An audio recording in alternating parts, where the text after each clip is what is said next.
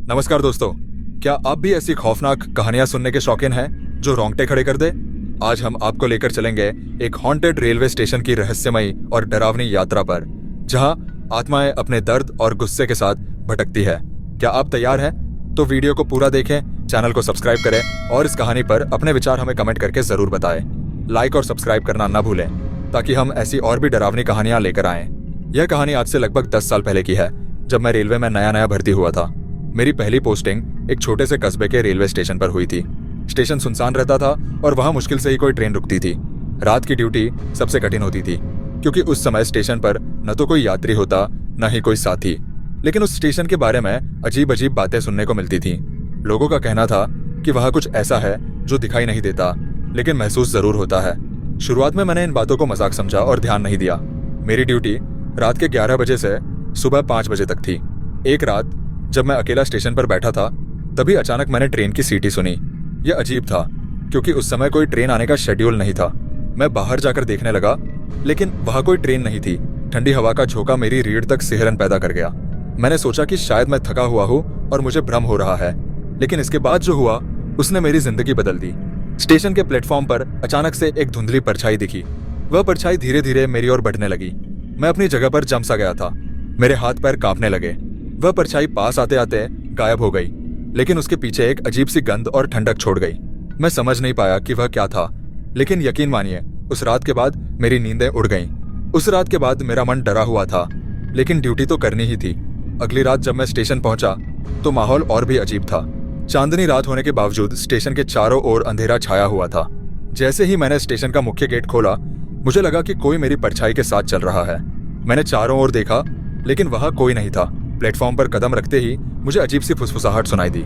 ऐसा लगा जैसे कोई मेरा नाम पुकार रहा हो। मेरी दिल की धड़कन तेज हो गई। प्लेटफॉर्म पर लगे बेंच पर बैठते ही एक और अजीब घटना घटी। पास में रखा पुराना स्टेशन मास्टर का बैग, जो सालों से वहीं पड़ा था, अपने आप हिलने लगा। मैंने उसे छूने की हिम्मत नहीं की, बस खड़ा होकर उसे घूरता रहा। बैग कुछ देर हिलने के बाद शांत हो गया, लेकिन तभी एक तेज चीख सुनाई दी। आवाज जैसे प्लेटफॉर्म के उस छोर से आ रही थी जहां पुराना वेटिंग रूम था। मेरे कदम जैसे जैसे उस ओर बढ़े, मेरी सांसें तेज होती गईं। वेटिंग रूम के पास पहुंचते ही हवा और ठंडी हो गई। मुझे लगा कि कोई अंदर है। मैंने दरवाजा खोला, लेकिन अंदर कुछ नहीं था। वहां की दीवारों पर पुराने धब्बे थे जो खून जैसे दिख रहे थे। अचानक एक पुराना लैंप जल उठा जो खुद ब खुद हिल रहा था। मेरी आंखें फटी की फटी रह गईं। मैंने भागने का मन बनाया, लेकिन जैसे ही मैं मुड़ा, मुझे लगा किसी ने मेरे कंधे पर हाथ रखा है। डर के मारे मेरी चीख निकल गई। कंधे पर महसूस हुए उस ठंडे स्पर्श ने जैसे मेरी रूह को झकझोर दिया। जब मैंने हिम्मत करके पीछे मुड़कर देखा तो वहां कोई नहीं था, लेकिन मेरे सामने प्लेटफॉर्म के उस पार एक सफेद साया खड़ा था। वह धीरे धीरे मेरी ओर देख रहा था।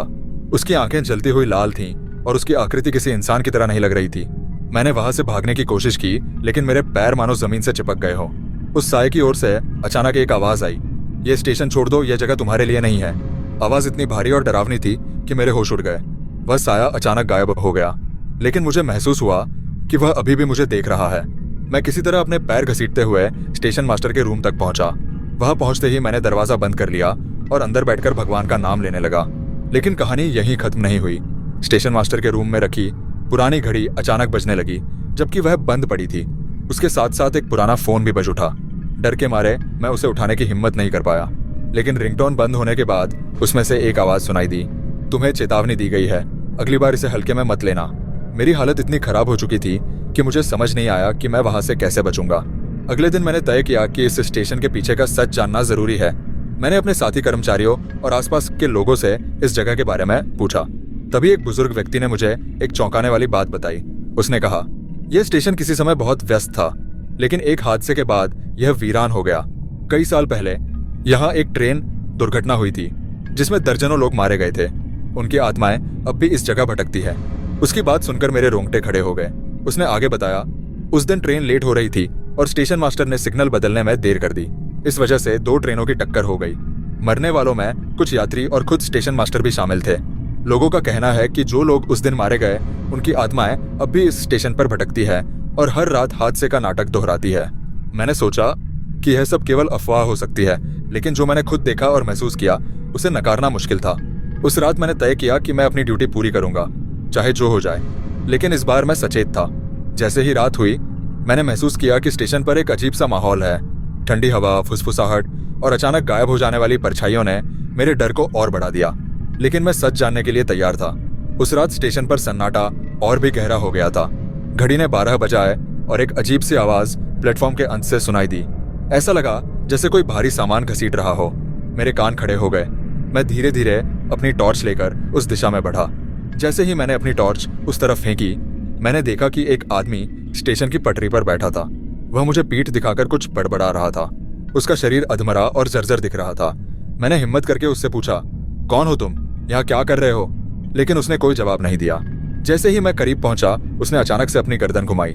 उसकी आंखें खून की तरह लाल थीं और उसके चेहरे पर डरावनी मुस्कान थी। उसने धीमी आवाज में कहा, तुम भी हमारे साथ आ जाओ, यहाँ से कोई जिंदा नहीं जाता। यह सुनकर मेरी टॉर्च मेरे हाथ से गिर गई और स्टेशन की रोशनी एकाएक बुझ गई। मैं पसीने से तरबतर हो गया था। मैंने किसी तरह हिम्मत जुटाकर वापस प्लेटफॉर्म की ओर दौड़ लगाई, लेकिन मुझे ऐसा लगा कि कोई मेरे पीछे पीछे दौड़ रहा है।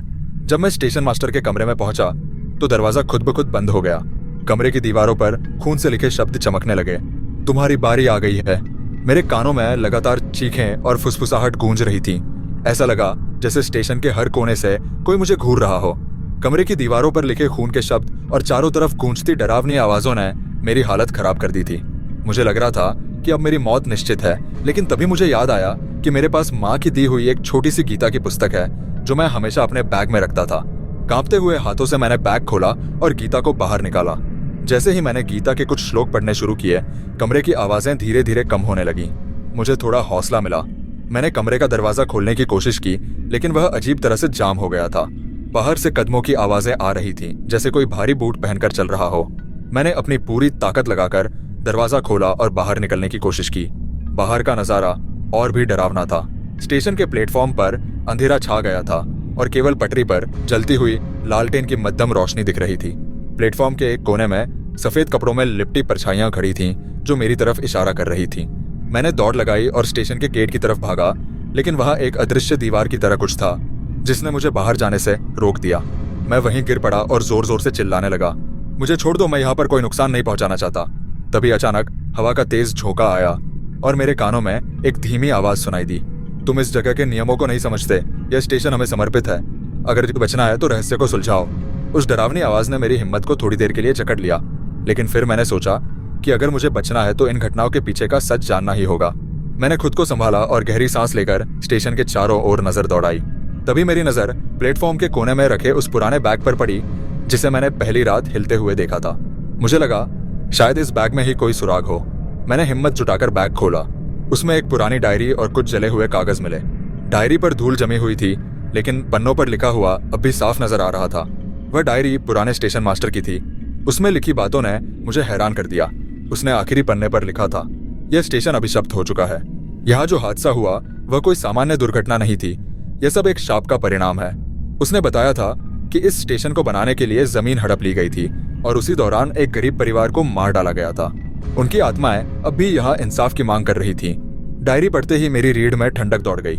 मैंने महसूस किया कि यहाँ हो रही घटनाओं की जड़ें बहुत गहरी हैं। तभी स्टेशन पर रखी घड़ी ने जोर से घंटी बजाई और ऐसा लगा कि समय अचानक रुक गया हो।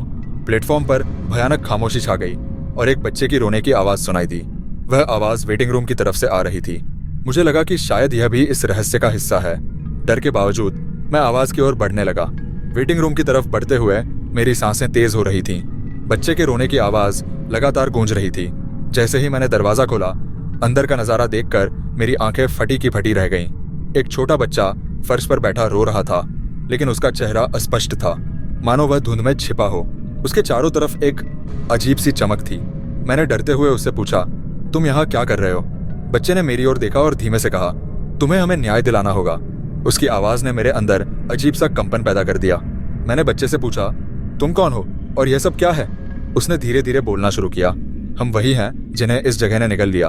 हमारी चीखें इस स्टेशन की दीवारों में दफन है। जब तक हमारा इंसाफ नहीं होगा, यह स्टेशन हर रात मौत का खेल दिखाता रहेगा। यह सुनकर मेरे होश उड़ गए। मुझे एहसास हुआ कि डायरी में लिखा हर शब्द सच है। यह सिर्फ दुर्घटना नहीं थी, बल्कि एक भयावह साजिश थी जिसमें कई मासूमों की जान गई थी। बच्चे ने मुझे स्टेशन के पीछे बने एक पुराने गोदाम में जाने को कहा। उसने कहा, वहां तुम्हें वह मिलेगा जो इस रहस्य को खत्म कर सकता है। उसकी बात सुनकर मेरे पैर कांपने लगे। लेकिन अब मैं जान चुका था कि अगर मैंने यह कदम नहीं उठाया तो इन आत्माओं को कभी शांति नहीं मिलेगी। वेटिंग रूम की खिड़की से देखा तो प्लेटफॉर्म पर वही सफेद परछाइयां फिर से खड़ी थीं, मानो मेरा इंतजार कर रही हो। मैंने अपनी हिम्मत जुटाई और गोदाम की ओर बढ़ गया। गोदाम की तरफ बढ़ते हुए मेरा दिल जोर जोर से धड़क रहा था। रास्ता अंधेरे में डूबा हुआ था और हर कदम पर मुझे ऐसा लग रहा था जैसे कोई मुझे घूर रहा हो। जब मैं गोदाम के दरवाजे के पास पहुंचा तो वह अपने आप धीमे से खुल गया। अंदर घुसते ही एक ठंडी हवा का झोंका मेरे चेहरे पर लगा और मुझे वहां चारों तरफ धूल और जाले दिखाई दिए। लेकिन वहां की सबसे अजीब बात थी दीवार पर खून से बने निशान और फर्श पर पड़े पुराने जंग लगे औजार।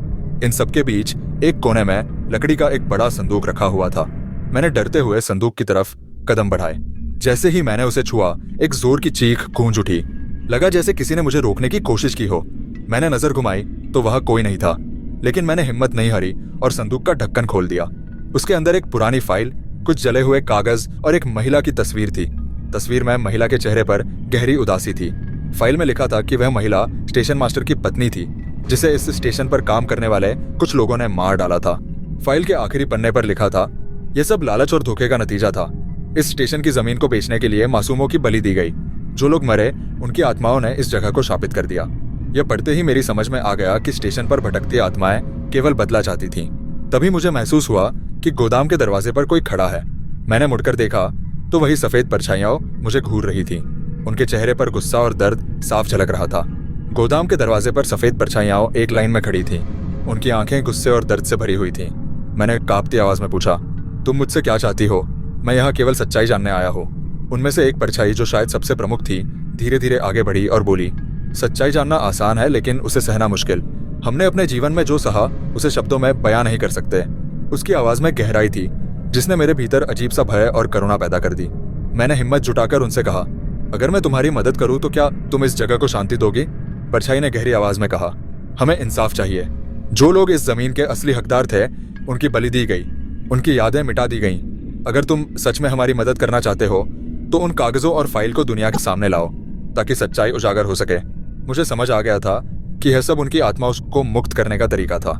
जैसे ही मैंने फाइल और तस्वीर को संभाला, परछाइयों ने मेरे चारों ओर एक घेरा बना लिया। ऐसा लगा जैसे वे मेरी हिम्मत की परीक्षा ले रही थी। उनकी फुसफुसाहटें हवा में गूंजने लगी। अगर तुमने धोखा दिया तो तुम्हारा भी वही अंजाम होगा जो हमारा हुआ था। यह सुनकर मेरे रोंगटे खड़े हो गए, लेकिन मैंने उन्हें वादा किया कि मैं यह सच सबके सामने लाऊंगा। परछाइयां धीरे धीरे गायब होने लगी और गोदाम में फिर से गहरा सन्नाटा छा गया। गोदाम में परछाइयां गायब हो चुकी थीं, लेकिन उनका डर अब भी मेरे भीतर गहरा छाया हुआ था। मैंने फाइल और तस्वीर को अपनी जेब में रखा और स्टेशन से बाहर निकलने का फैसला किया। मुझे यह समझ में आ चुका था कि अगर मैं इन आत्माओं को शांति देना चाहता हूँ तो मुझे इस स्टेशन के अतीत को उजागर करना ही होगा। स्टेशन के मुख्य दफ्तर तक पहुंचते हुए मैं सोच रहा था कि यह लड़ाई सिर्फ मेरी नहीं थी, यह उन सभी आत्माओं की थी जो वर्षों से न्याय की उम्मीद लगाए खड़ी थी। मैंने स्टेशन के पुराने दफ्तर में घुसने की कोशिश की, लेकिन वह भी बंद था। मुझे लगा कि यह जगह और भी अजीब तरीके से बंद कर दी गई है ताकि कोई सच का सामना न कर सके। मैंने खिड़की से अंदर झांकने की कोशिश की और देखा कि वहां एक पुरानी टाइपराइटर और कागजों का ढेर पड़ा हुआ था। एक पुराना अलमारी भी था जिसके दरवाजे बंद थे। यह सब मुझे और भी घबराहट में डाल रहा था, लेकिन मैंने हिम्मत नहीं हारी। मैंने खिड़की का कांच तोड़ा और अंदर घुसने की कोशिश की। जब मैं अंदर गया तो वह अलमारी मेरी सबसे बड़ी उम्मीद बन गई। मैंने दरवाजा खोला और अंदर देखा तो वहां कुछ पुराने रिकॉर्ड और कागज थे। जैसे ही मैंने एक कागज उठाया, मेरी नजर उस पर पड़ी जो उसने लिखा था, जो जमीन हमने ली वह किसी और का हक था। उसकी आत्मा हमें कभी शांति नहीं लेने देगी। यह कागज स्टेशन के मास्टर की सच्चाई को उजागर करता था। यही वह दस्तावेज था जो मैंने ढूंढने के लिए कई रातों से संघर्ष किया था। अब मुझे यह सब बाहर लाने का समय था ताकि सच सबके सामने आ सके और उन आत्माओं को न्याय मिल सके। मैंने रिकॉर्ड और कागजों को समेटा और बाहर निकलने की तैयारी की, लेकिन जैसे ही दरवाजा खोला मुझे लगा कि कुछ बहुत बड़ा घटने वाला है। स्टेशन के चारों ओर गहरी खामोशी थी और हवा में कुछ हलचल महसूस हो रही थी। बाहर का दृश्य बिल्कुल अलग था। सामने खड़ी परछाइयां फिर से जाग उठी। वे मेरे पास आकर रुक गईं और उनके चेहरों पर गुस्सा और दीनापन था। एक बार फिर वही आवाज गूंजने लगी, क्या तुम हमें न्याय दिलाने के लिए तैयार हो? मुझे लगा कि अगर मैंने इन आत्माओं को धोखा दिया तो मुझे इसका खामियाजा भुगतना होगा। मैंने खुद को शांत किया और एक गहरी सांस लेकर कहा, मैं तुमसे वादा करता हूँ कि मैं इस सच को सबके सामने लाऊंगा। तुम्हारी आत्माओं को शांति मिलेगी। यह सुनते ही वे परछाइयां हल्की सी मुस्कुराईं, मानो उन्हें विश्वास हो गया हो। मैंने रिकॉर्ड और कागजों को अपनी जेब में रखा और स्टेशन के बाहर की ओर बढ़ने लगा। मेरी मंजिल थी पास का थाने का कार्यालय, जहां मुझे यह दस्तावेज ले जाकर अधिकारियों को सौंपने थे। लेकिन मुझे इस बात का डर था कि क्या वे इस सच्चाई को स्वीकार करेंगे या फिर किसी तरह इसे दबाने की कोशिश करेंगे। जैसे ही मैं थाने के कार्यालय में पहुंचा, मैंने अधिकारियों को पूरी कहानी बताई और कागजों को उनके सामने रखा। मैंने उन्हें बताया कि इस स्टेशन के इतिहास में बहुत कुछ छुपा हुआ है और इन कागजों के माध्यम से यह सच्चाई सबके सामने आ सकती है। पुलिस अधिकारियों ने शुरू में मेरी बातों पर विश्वास नहीं किया, लेकिन जब उन्होंने दस्तावेजों की जांच की तो उनकी आंखें खुल गईं। उन्होंने तुरंत मामले को गंभीरता से लिया और जांच शुरू कर दी। इस जांच के बाद ही स्टेशन की भयावह सच्चाई बाहर आई और उन आत्माओं को आखिरकार न्याय मिला। थाने में दस्तावेजों की जांच के बाद स्टेशन पर एक अजीब सा सन्नाटा छा गया था। पुलिस ने इस मामले को गंभीरता से लिया और के अधिकारियों को सूचित किया। कुछ दिनों बाद अधिकारियों ने स्टेशन पर एक सार्वजनिक घोषणा की, जिसमें इस अंधेरे अतीत को उजागर किया गया। उन्होंने स्टेशन की जमीन के असली मालिकों के परिवारों से संपर्क किया। वहां खड़ा होकर मुझे महसूस हुआ कि इन आत्माओं की मुक्ति सिर्फ उनके न्याय मिलने से ही नहीं, बल्कि उनके दर्द को समझने और स्वीकारने से भी हुई थी। अब स्टेशन एक सामान्य रेलवे स्टेशन बन चुका था और लोगों की आवाजाही फिर से शुरू हो गई थी। लेकिन मैं जानता था कि जो कुछ भी हुआ वह हमेशा मेरे साथ रहेगा। मैंने अपने अनुभव को और उन आत्माओं की कहानी को जिंदगी भर याद रखने का वादा किया। स्टेशन के एक कोने में एक छोटा सा स्मारक बनवाया गया था, जहां उन आत्माओं को सम्मान देने के लिए फूल चढ़ाए जाते थे। यह उस दर्द और संघर्ष की याद दिलाता था जो कभी इस जगह पर था, लेकिन अब शांति थी। इस अनुभव के बाद मैं खुद को पूरी तरह बदल चुका था। स्टेशन की वह भयावहता और उन आत्माओं की पीड़ा जो मैं अपनी आंखों से देख चुका था, हमेशा मेरे दिल और दिमाग में गूंजती रही। अब जब मैंने इस सत्य को उजागर किया और उन आत्माओं को न्याय दिलवाया, मुझे एहसास हुआ कि जीवन के कई पहलू हम अक्सर नजरअंदाज कर देते हैं। हमें हमारे आसपास के लोगों की भावनाओं और उनके दर्द को समझने की कोशिश करनी चाहिए, चाहे वह जीवित हो या मृत। यह अनुभव न केवल मेरी सोच को बदलने वाला था, बल्कि मेरे जीवन के हर पहलू को प्रभावित करने वाला था। मैंने तय किया कि अब से मैं अपने काम, अपने परिवार और समाज में भी सच्चाई और न्याय की अहमियत को समझकर ही आगे बढ़ूंगा। मुझे इस भयावह स्टेशन ने यह सिखाया कि हर दर्द की एक कहानी होती है और हर कहानी के पीछे एक सत्य छिपा होता है। मैं उन आत्माओं का आभारी था जिन्होंने मुझे यह सिखाया। स्टेशन अब शांत था, लेकिन वह अनुभव मेरे साथ था। हर दिन जब मैं काम पर जाता, मैं सोचता कि इस जीवन में सच्चाई की तलाश करना और दूसरों के दर्द को समझना, यही सबसे बड़ी उपलब्धि हो सकती है। कुछ समय बाद उस रेलवे स्टेशन पर एक नई जिंदगी की शुरुआत हुई। नए स्टेशन मास्टर, नए कर्मचारी और यात्रियों ने स्टेशन को एक सामान्य स्थान के रूप में अपनाया। लोग अब वहां आकर सिर्फ अपनी ट्रेन पकड़ने के लिए आते थे, न कि डर और भय की छाया के साथ। हालांकि जब भी मैं वहां जाता, मुझे एक अजीब सा एहसास होता कि उन आत्माओं की शांति मेरे जीवन के सबसे महत्वपूर्ण अनुभवों में से एक बन चुकी थी। यह अनुभव मुझे हमेशा याद रहेगा और मुझे इस बात की प्रेरणा देगा कि मैं किसी भी परिस्थिति में सच्चाई के लिए खड़ा रहूं। समय बीतता गया और रेलवे स्टेशन की स्थिति पूरी तरह बदल गई। वह जगह अब किसी रहस्यमयी और डरावनी कहानी से जुड़ी नहीं रही। अब वहां की हवा में शांति थी और हर दिन वहां आने वाले यात्री बिना किसी डर के अपनी यात्रा पूरी करते थे। हालांकि मैं जानता था कि उन आत्माओं की शांति में एक गहरी सच्चाई छिपी हुई थी, लेकिन अब स्टेशन पर आते ही वह सच्चाई मुझे डराने नहीं बल्कि एक सुकून देती थी। अब जब मैं स्टेशन पर खड़ा होता तो मुझे कभी कभी ऐसा लगता कि उन आत्माओं ने मेरी मदद के लिए धन्यवाद कहा हो और अब वे आखिरकार शांति में हैं। मैंने स्टेशन के आसपास के इलाके में कुछ समय बिताया ताकि यह एहसास कर सकूं कि यहाँ अब सब कुछ सामान्य है। लोग अब स्टेशन पर आकर बिना किसी घबराहट के अपनी ट्रेन पकड़ते थे। स्टेशन पर काम करने वाले लोग भी खुश थे और वे अपनी दिनचर्या में व्यस्त रहते थे। यह सब मुझे यह सोचने पर मजबूर करता था कि क्या यह सब मेरे उस संघर्ष का परिणाम था जो मैंने उन आत्माओं के लिए किया था। क्या यह सच में संभव था कि एक छोटी सी पहल, कुछ कागजों और एक सच्चाई के सामने लाने से इतना बड़ा बदलाव आ सकता है।